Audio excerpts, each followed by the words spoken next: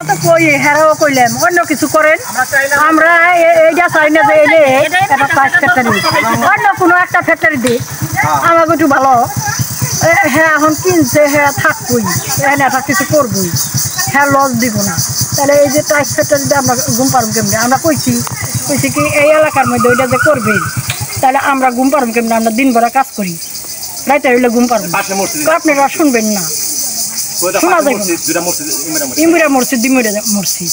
আমি কিনছি আপনি গো জায়গায় তার আমি হ্যাঁ ওখানে তো বলবা নিচ্ছে তাই চাই না আমরা ফ্যাক্টরি চাই না আমার বাড়ি সব থেকে অসুবিধা তো আমার এই যে মাল সামান আগুন আনছে আমার ইগর দুইটা তিন পাল্টা নিচ্ছি মনে করেন বাড়ি করবে আবার এই যে কেরান দিয়ে সব দরজা ভাঙ্গিয়া ফেলায় সব থেকে অসুবিধা হয়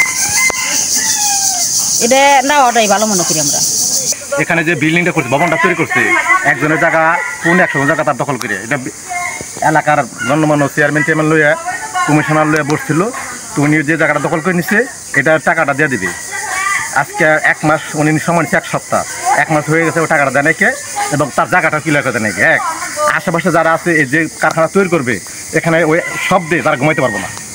ঠিক আছে তাদের 85 জন একটা গণপিটিশন দেওয়া হয়েছে ওটা এখন কী অবস্থা আছে জানা নাই আমার সেটা এই অবস্থা